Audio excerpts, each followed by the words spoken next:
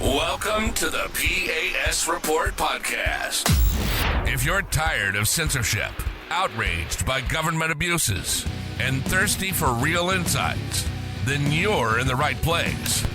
Get ready, because here, the fight for freedom never ends. Here's your host, Professor Nick Giordano. The American government is to protect American citizens, not illegal aliens.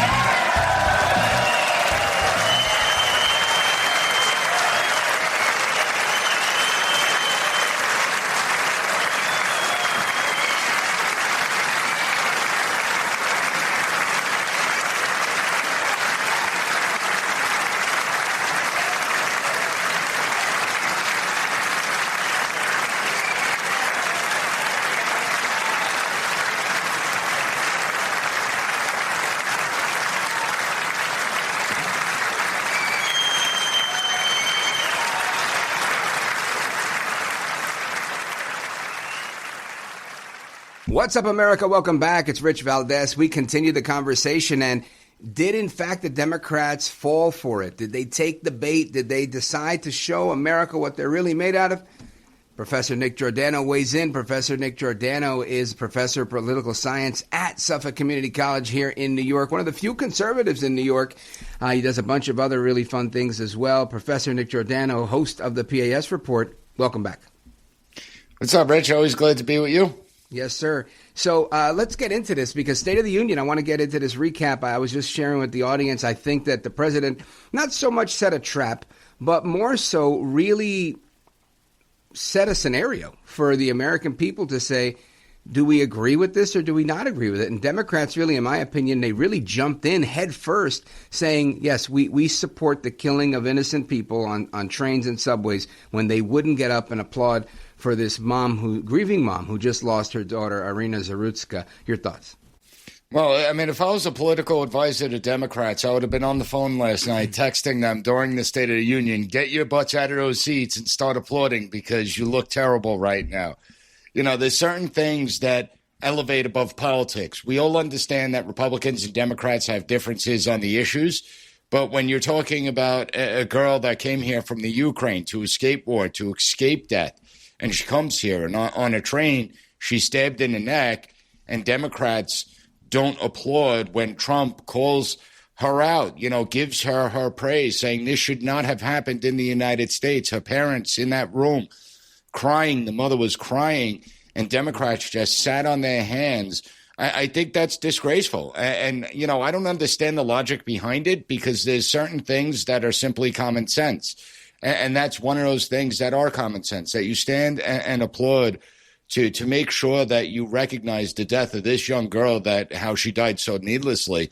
And Democrats are more upset that Trump accidentally said that the guy that killed her was an illegal immigrant, where no, he was just released from police custody numerous times and a mental institution.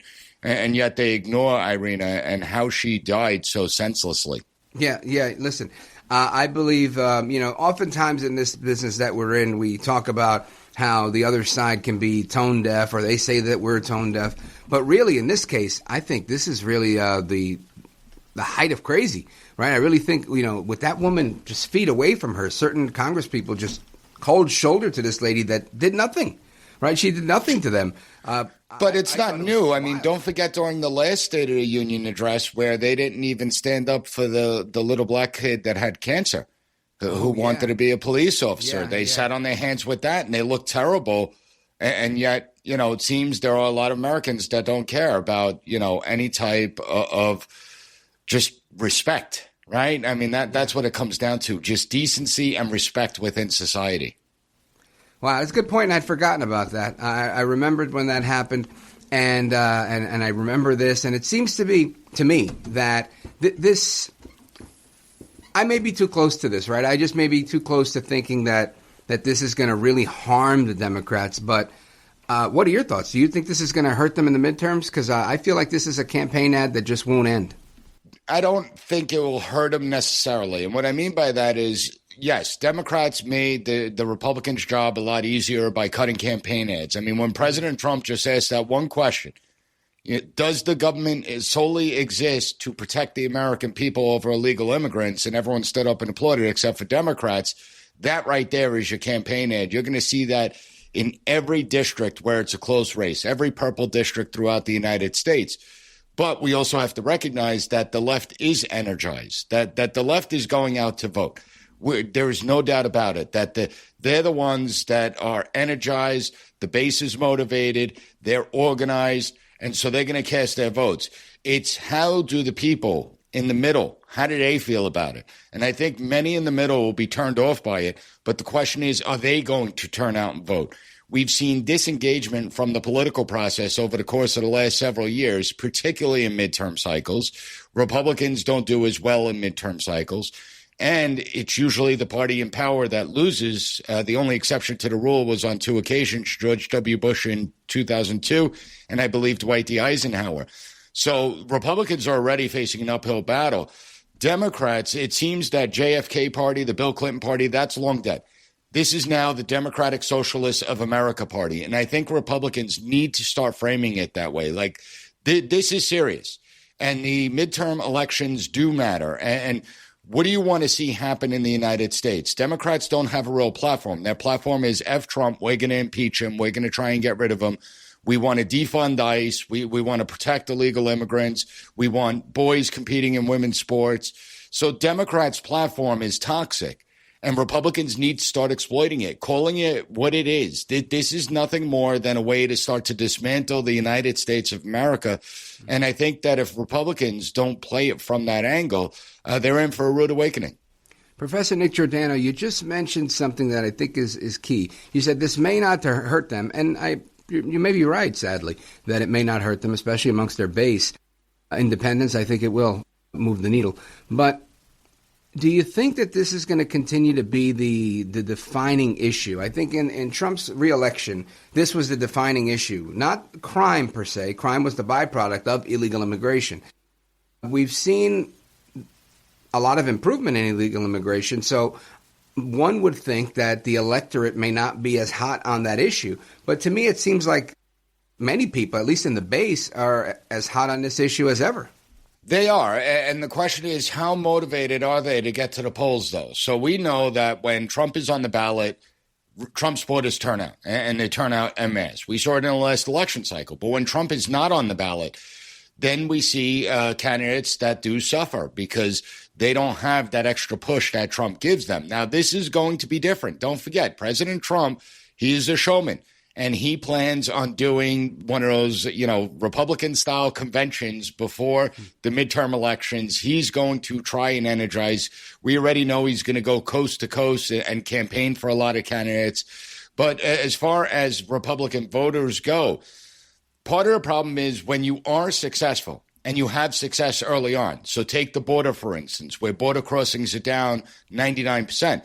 People tend to forget that success. Right, and they don't reward, when it comes to politics, one of the things that really stinks is that you don't get rewarded on successes. You get rewarded on highlighting the problem and saying how you're going to try and solve that problem. But once you solve the problem, people tend to forget about it, right? So immigration was the biggest issue in 2024. It got millions to turn out to vote for President Trump.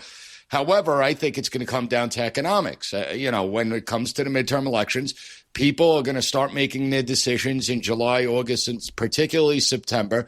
And they're going to say, is my economic livelihood better today than it was a year ago? And that's what it's going to come down to. But people do have short-term memories, and you don't really get rewarded for having success early on. All right, so two things there. Number one is I think you're right. It's, as Clinton said, it's the economy stupid. I think that's always a thing. President Trump making a point of that, saying, gas was down and this was down and those things were all terrific. He even went as far as saying, we're getting beef down slowly. And I haven't seen that yet, personally. It hasn't reached me in Jersey. So I haven't seen that in New York City. I haven't seen that anywhere. And I go to a steakhouse or two every now and again. So you tell me, have you seen the cost of beef coming down? And if so, where do I go to get a deal?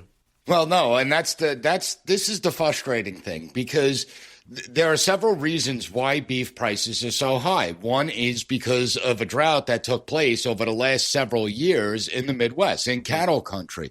And that drought was really harmful. And listen, that's out of the control of President Trump's hands. It was out of the control of President Biden's hands. You can't control the weather unless you're China, then you're going to start trying to control it. But when we look at it, that's something that really raised prices of beef, but also Democrat policies. Understand that the whole climate agenda, the cows, one of the biggest sources of pollution is methane coming from the cows. And so they basically made farming much more difficult for the cattle ranchers. We've seen cattle stock drop, and it takes time to bring cattle stock back up. I mean, let's be honest here. It's not like a quick process where you just plant some seeds and they grow.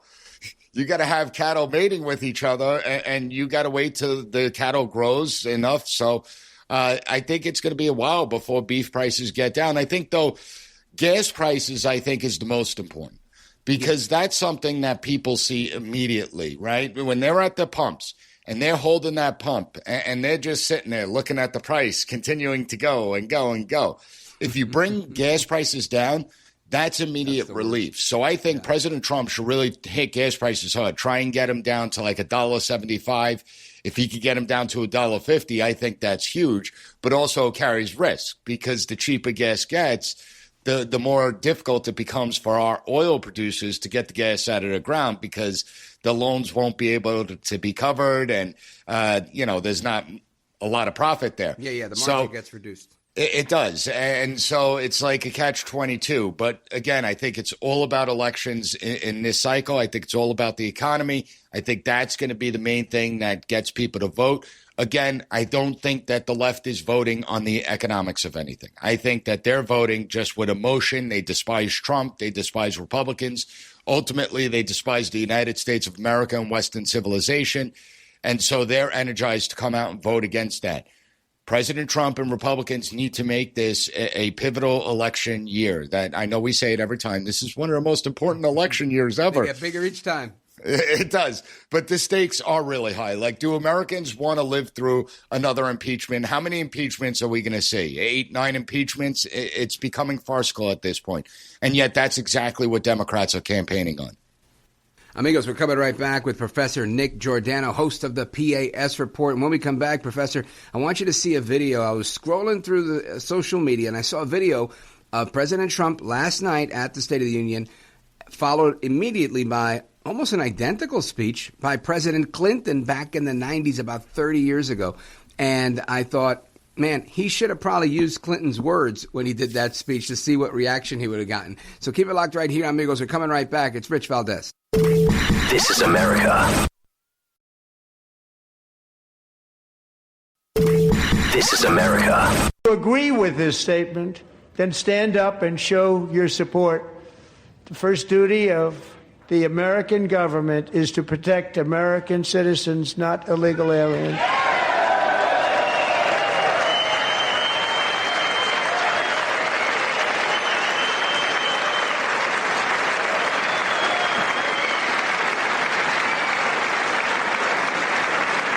Not only in the states most heavily affected, but in every place in this country are rightly disturbed by the large numbers of illegal aliens entering our country. The jobs they hold might otherwise be held by citizens or legal immigrants. The public service they use impose burdens on our taxpayers. That's why our administration has moved aggressively to secure our borders more, by hiring a record number of new border guards, by deporting twice as many criminal aliens as ever before, by cracking down on illegal hiring, by barring welfare benefits to illegal aliens. In the budget I will present to you, we will try to do more to speed the deportation of illegal aliens who are arrested for crimes, to better identify illegal aliens in the workplace, as recommended by the commission headed by former Congresswoman Barbara Jordan. We are a nation of immigrants, but we are also a nation of laws. It is wrong and ultimately self-defeating for a nation of immigrants to permit the kind of abuse of our immigration laws we have seen in recent years, and we must do more to stop it. Welcome back. We continue our conversation with Professor Nick Giordano, professor of political science at Suffolk Community College in New York. And yes, he is a conservative. Yes, he is a tenured professor. And yes, he's still with us right now. Professor, I want to continue that video that we just saw of President Trump, followed by the video of President Clinton. This juxtaposition to me is not much of a juxtaposition because they seem to be saying the same exact thing. Yet you would think that they were both radical right-wing Republicans. Well, I think what you said before the break leading into it is actually something that would have been great to do. It's actually a brilliant idea that Rich Valdez put out there. He should have just read off Clinton's speech word for word to see what the reaction would be. And I think it's clear that this is no longer a Democratic Party that we could consider part of moderate or centrist or anything like that. I mean, when you look at the 1990s Democrats, and I'm talking even about like people like Chuck Schumer and Joe Biden, if you listen to their speeches, they sound like right-wing radicals in today's day and age. And I think that's probably one of the more fascinating aspects to this when we look at what's happened and what's transpired in the Democrat Party. Because President Trump is not a conservative. He never was. I mean, the guy was a Democrat up until 2012 when he switched political parties. He's not someone that is ideologically tied down. To Trump, everything is negotiable. He openly states that. And he states, I'll start on the far side of one end because I know during negotiations, you're going to build compromises in along the way. And yet Democrats have made him public enemy number one. They don't realize that he's someone that you can negotiate with, get at maybe half of what you want, maybe even a little more sometimes. And they've gone so far to the left to see who could out-Trump Trump. But they've been able to move the entire debate of the United States as well. They have redefined what it means to be right-wing and centrist. Yeah. Don't forget, during the Clinton era, we were talking about, pro-life, pro-choice, but everyone agreed, maybe 12 to 16 weeks, and that should be the maximum. Today, it's about, well, should we have abortion up until childbirth? And, Democrats maybe even talk about post-birth abortions. Like, it's really sick and demented when you think about it. Yeah. But that's how far we've come. No Democrat would have taken seriously men and women's sports. You go back to the 90s, they would have left and said, we're not even wasting our time talking about it. And yet today it's an issue. If you go back to the 90s, it was the Democrats that were championing the Defense of Marriage Act. And look at where we are today. They backtracked on that too. So with all that being said, because those are all really good points, and I want to kind of stay there. If Democrats are, I guess, Republicans have remained conservative in terms of conserving their position on things and tradition in America, and Democrats have gone further to the left, which is what I believe is going on. Talk to me about the effectiveness of this, because I think they're looking at the long game. And when I say there, I'm talking about AOC, Bernie Sanders, that crew, the all-out crazy wing of the party. But there's also this competing event yesterday that I've seen very little coverage of, if any at all. They announced that they were going to have their own State of the Union outside the Capitol, and I didn't see anybody there. I didn't hear anything. Even Ilhan Is that the one with the frogs in the giraffe? Yeah, that's the one. So what do you think of that? Is this movement as successful as it ought to be, or am I underestimating it? I'd say be careful underestimating it, right? And what I point to is look at someone like Mayor Mamdani here in New York. Mm-hmm. So he was someone that was actually very honest and open about his positions. He didn't hide. He wasn't an Abigail Spanberger in Virginia, right? She campaigned as a moderate. She's a radical leftist with her policies. Mm-hmm. You look at Mamdani, he was very open as to what he wanted to do. And he did get millions of people to vote for him, right? I mean, he defeated 3 other challengers combined, and he did increase voter turnout. So the message is appealing to a large segment of society. Now, some will push back on me and say, well, Professor Giordano, that's just New York City. It's, to the left. Well, we saw it in Virginia. We see it in New Jersey. We do see it throughout the country. And I don't think people realize that the messaging is working for Democrats because we have a failed education system that never taught an entire generation of the importance of America, of limited government, self-government, what it means, what the point of federalism is, why the founders created the system the way they do. Instead, they've denigrated the United States. They've instilled this disdain for the United States And so you have a large segment that is now of voting age that's very bitter and resentful. You factor that in with, obviously, you look at who the Democrats' base of support is. It's college educated. It's those with college degrees. They went through these radical institutions. They got indoctrinated. And so now we're seeing it in the voting patterns. So while their ideas are crazy to me, while the Democratic Party has certainly morphed into this progressive socialist party, I don't underestimate it, because I know how powerful the messaging can be, and it's based on emotion. It's an emotional appeal. Republicans use reason and logic. Democrats use emotion. Emotion actually does work. It's a very powerful motivator, and trying to be empathetic and compassionate, and you want to be a good human being, right? And if you don't support this, well, that means you're a Nazi and a fascist. Nobody likes to be called a Nazi and a fascist. White supremacist. Larry Elder, the black face of white supremacy. Unbelievable. Yeah, no, listen, I think you're right on that. So, and I think you're right. We should be cautious, right?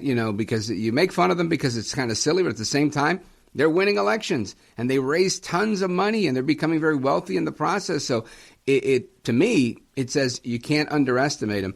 I make fun of AOC, all out crazy, my least favorite congresswoman from the Bronx and Queens on a regular basis. But guess what? AOC, she's right up there with the top fundraisers in Congress. She's a rock star. When people want Abigail Spamberger, I can't say her name, but when she ran last time, she said, no AOC for me, I'll lose. She lost. This time she said, AOC for me, please. She did an event with AOC, got some campaign cash. AOC helped her get across the finish line in Virginia. So I think we'd be fools to underestimate the power of the far left, the Bernie Sanders wing of the party. Where does that put the Republican Party in your estimation, Professor? Well, it puts them in a tough spot. I mean, again, Trump knows how to motivate the base, but he's not going to be on the ticket. And part of the Republican problem is they'll say, look at the other party. They're so crazy. We're not as that bad, so just vote for us. And that's not the way people vote. You got to appeal to them. You got to touch them. You got to give them issues. So to give you an example, Newt Gingrich, 1990s, contract with America. He gave, 10 precise points of exactly what the Republican Party was going to fight for. And the Republican Party did just that, and they were rewarded for it. Republicans don't have a new contract with America. I have one on my website, PASreport.com, but we need a new contract with America. We need specifics about what's going to be done with fiscal responsibility, with reining in the deep state, starting to limit this out-of-control bureaucracy and taking the statutory authority back. Voting, the SAVE Act, very important. Republicans need to get over that finish line. The biggest problem Republicans have, and I'm talking about the Republicans in Congress, is that they haven't done much of what they promised to do throughout the years. And so a lot of Republican voters, they get turned off. They begin to just stay home saying my vote doesn't matter because they're not doing what I want. And what I mean by that is if you look at fiscal responsibility, well, the debt keeps on growing. You look at when Congress tried to cut $9 billion worth of DOGE cuts. We're talking about $9 billion in a $6.8 trillion budget. And Republicans had a difficult time getting that across. That should have been a layup. That should have been a layup. You have to give something that fires Republicans up and gets them out to vote. And I think voter ID, I think this idea of the SAVE Act is something that motivates them because everyone is behind it except for the progressive wing of the Democrat Party. And Zoran Mamdani, right? In Correct. New York. Unless you're shoveling snow. If you're shoveling snow, you must prove you're a citizen. This is America. This is America. This is an issue that I saw a meme today, and I thought it was brilliant, and I hope that it makes its way around.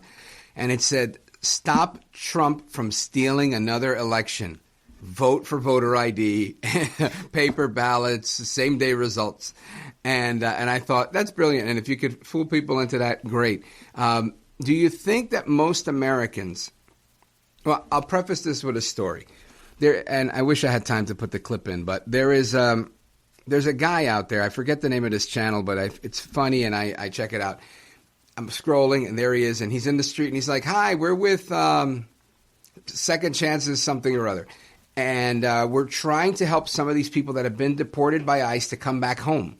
will you help us? And they're like, sure. He's like, will you sign our petition? And they're like, yeah. And they start signing. He's like, this is, I don't know, Hector Salazar. And Hector was deported because he killed 5 people in El Salvador, and he's part of MS-13. But we want to give him a second chance. We believe in second chances. And most of them go, okay, and they keep going. And I've watched like 6 or 7 of these videos, and his follow-up, once they're filling it out, he always says, now, would you mind, would you be able to help us with quartering them, with housing them? Because when they come back, we might need some interim housing for them. That could be a couple of months. Can they stay with you? And most of them go, oh, no, sorry. And they give them back the clipboard. Today I saw one where this lady was like, sure, of course. She was like, I believe in second chances, and if my husband is okay, 100%. And she said, but just check with us first. And I thought, wow, these people really do buy this stuff. I'm not letting MS-13 with 5 bodies under the belt into my house. Are you? I'm not letting any strangers into my house. I don't care if they're a criminal or not. Not for nothing. This is the stupidity we have to deal with in today's America. Like, my role is to take care of my kids, to raise them to be responsible human beings, and to protect them. I'm not going to invite strangers into my house. Right. And I know exactly who you're talking about. I can't recall his name off the top of my head. That's great. He did another video about abortion. And he was talking about abortion. The lady had all these abortion stickers on his car. And then he told her that it was abortion for puppies, that we needed to get rid of the puppies. And she was like, you can't abort puppies. That's inhumane. Like think of the logic behind that. You're saying it's inhumane to abort puppies, but it's not inhumane to abort human beings. Right. But this is the insanity that we have to deal with today. And that's what makes it a very dangerous time in America, because it seems like reason and common sense has gone out the window. It no longer exists anymore. And where this takes us, I don't know. But what I do know is that if we don't make our constitutional republic successful, if we don't succeed in with the founding fathers' vision that we deviated far from, I could guarantee you what comes next isn't going to be any better. And I could guarantee you that all these fools that run and operate solely on emotion, they're going to regret it. Because sooner or later, it doesn't matter. Sooner or later it comes for them, and they're going to witness that. So we have to smarten up as Americans, and Republicans have to do a better job of energizing people, of talking to people, explaining to people. Right now you have Black Americans, Hispanic Americans, white Americans, Asian Americans. They're all hungry for a message. Most of them do love America. They want America to thrive. They want America to succeed. And yet Republicans continue to ignore areas, and I don't know why, because I think the areas of Chicago, the areas of New York, they're not set in stone that they're blue. Yeah. They can change. We've seen them change over time. And Republicans need to get off their butts. They need to start talking about education, exposing the failures in the education system, like $1.5 trillion a year. And the results are less than 25% of students are proficient in the subject material. Mm-hmm. If that is not an abject failure, I don't know what is. Like, what other industry would we tolerate that in? And Republicans should put it to the voter. Like, is this acceptable to you? Is it acceptable to spend this much money and only 25% of the student body is proficient in the subject material? How can you say that we should continue that structure going forward? And if you say it's a failure, well, what about every single government entity? Do you want government involved in your health care? Like, would you want to get heart surgery in a system where they're only 25% proficient in dealing with heart surgeries? Right. That's a scary proposition, brother. Man. But they want government to control healthcare. They want government to control food. They want government to control all aspects of our life. Well, government wasn't designed for all this, especially our government. Right. And that's why nobody ever deals with a government department and agency. I don't care if it's federal, state, or local, and walks away from it being like, wow, that was a really pleasant experience. I wish I could do that again. Yeah. Yeah, you're 100% right. Professor Nick Giordano, this is, I guess, my final question to you. Thanks for being generous with your time. The other day, we saw SCOTUS ruling on tariffs very narrowly on the IEEPA tariffs. And there's a lot of speculation now about what happens with the Supreme Court of the United States ruling on the 14th Amendment case that's before them on citizenship and birthright citizenship. I've done some research into the senators that proposed this originally. It seems like the spirit of that bill, when it was a bill before it was signed into law, was what the Trump administration is talking about. I'm just curious to see how the political considerations, and I know it's an apolitical court, Professor, but it seems to me that every now and again they either punt on things they don't want to talk about, or they punt like they did with this, saying, no, well, on this IEPA, you can't do this, but you can do all these other things. And, making sure it's like, you can still do a whole lot, but you can't do this. We did our jobs. Thank you very much. Have a good night. Good day. You could do all these tariffs under these statutes right here. It seems so fake, so phony, and so fraudulent. But what do you think happens with this 14th Amendment scenario? It's really hard to tell, to be honest with you, and it's always hard to predict how the Supreme Court's going to rule. I never pretend like I know which way they're going to rule, because I don't. And sometimes you get these issues where I think it's actually clear. The 14th Amendment, it was for Black Americans. That's what it was solely meant for. That's what it was meant at the time. And then it got interpreted differently. And okay, fine, you interpret it differently, but what do you do now? And I think that's the difficult question. See, if we go to something like gay marriage, you had the Supreme Court rule that gay marriage is legal and it has to be upheld by every single state. They have to recognize it. And it was, I believe Anthony Kennedy was the deciding vote on that. And he said, listen, this isn't a constitutional argument. It's just a reflection of the way society is today. So, there's nothing constitutional about it. We're just saying, hey, this is just the way it is. Right. How they're going to rule with this, I don't know. I have a feeling it's going to go, obviously, one or two ways. I think either they're going to say, you know what, the statute was misinterpreted. It was misinterpreted for over 100 and something years, and we need to rein that in. So going forward, anyone that's born in the United States, well, you're not a citizen unless you're born to American citizens. That you can't just be an anchor baby here in the United States. It's not going to change the status for people that were previously born here. It will change for those moving forward in the future. So I think it's either going to rule that way, or they're just going to sit there and say, listen, it might not be constitutional. We think that, the interpretation in 1865 or whenever, that it was meant for Black Americans, but because it's been so long that we've allowed this to be interpreted this way, we're going to stick with it. It could go either way. And your guess is as good as mine as how it goes. Yeah, listen, mine too. I can come up with a million scenarios, but I have no inside track. I have no anything. I think that they should do the right thing, and I think the right thing is to say, hey, look, this has been wrong, just like with abortion, the Roe v. Wade case. All right, when they overturned that case, they said it was bad law. We're overturning the case. You can't reverse the abortions that have happened over the last 50 years, but you can say, moving forward, this is how we're going to do it. The states are free to do what they want to do, which they did. The Bruin decision, I think, was a good thing. Not as monumental, but still great. And this one, I think, is going to be a really big deal. I'm super curious. I can't wait, honestly, because I feel like this is still an incredibly hot-button issue in our country. You've got the left and the right, and it kind of falls on those lines. There's some people that are in between on the issue, but I think it's a really hot-button issue for sure. Yeah, well, people need to be aware of that. This has actually turned into $100 million, hundreds of millions of dollars to over $1 billion industry of people getting people here that are 8-9 months pregnant so that they could have their baby in the United States, particularly China. We know that the Chinese triads and other groups actually do this, and the human trafficking that goes on, all to have babies in the United States so they get to claim citizenship.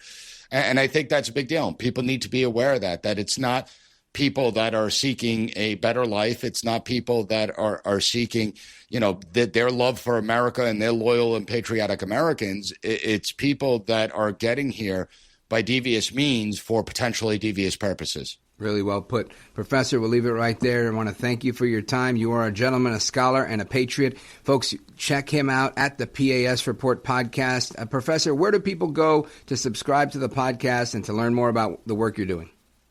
It's on every single podcast platform, or just go to PASreport.com and you can link up from there. Perfect. I appreciate it, my brother. Godspeed to you. And amigos, we continue. There is more to come straight ahead. I'm Rich Valdez. This is America. Thank you for listening to the P.A.S. Report.